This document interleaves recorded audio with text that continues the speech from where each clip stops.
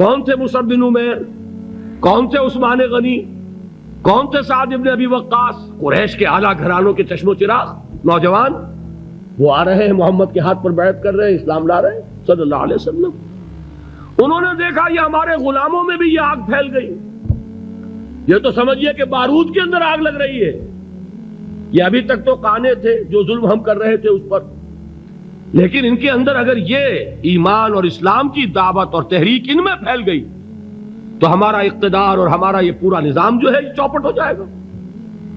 یہ ہے وہ چیز جو میں نے کل آپ کو اقبال کا مصرع پڑھا سنایا تھا کہ نظام کہنا کے پاس بانو یہ معرض انقلاب میں ہے، beware of the revolution that is coming, لہذا اپنی پوری قوتوں کو جمع کرو اور کچل دو انہیں، مارو انہیں۔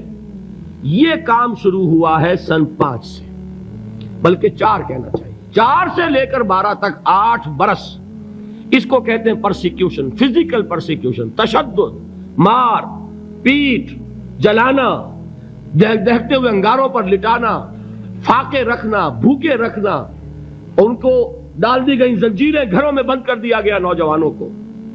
حضرت عثمان کو چچا نے ان کے ایک چٹائی کے اندر لپیٹا اور دھونی دے دی، دم گھٹ رہا ہے، جان نکل رہی ہے۔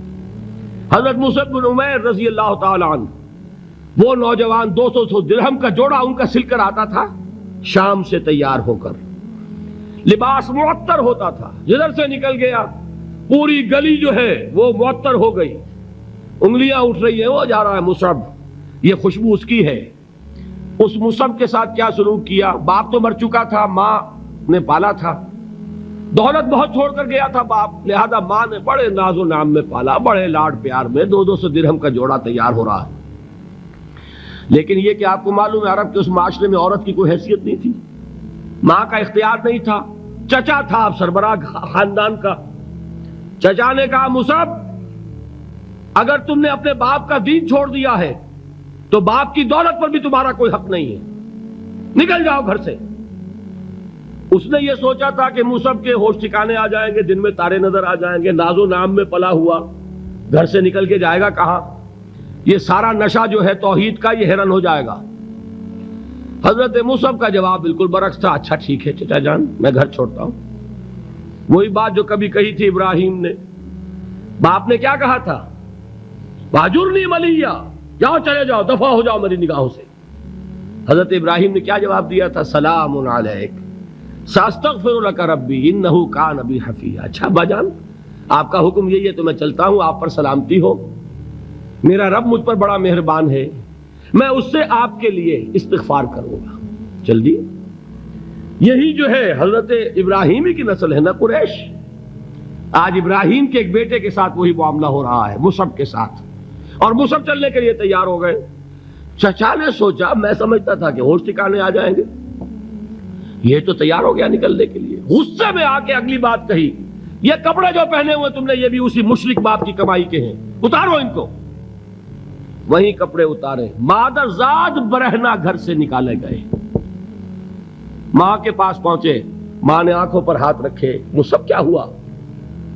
کہ ماں سے کہتے ہیں کہ ماں میں موحد ہو گیا ہوں، اور وہاں سے گئے پھر حضور کی خدمت میں کپڑے کہیں سے مانگے ہوں گے۔ یہ مصعب ہیں 200 درہم کا جوڑا پہننے والے، جب حضور پر مدینے کے 12 افراد ایمان لائے تھے، بیعت عقبہ اولا ہوئی، انہوں نے کہا کہ حضور ہمیں کوئی شخص اپنا ایسا شاگرد دیجئے جو ہمیں قرآن پڑھا سکے۔ حضور نے حکم دیا مصعب جاؤ، اب مدینے جاؤ، یثرب جاؤ، یثرب والوں کو قرآن پڑھاؤ، انہیں تبلیغ کرو۔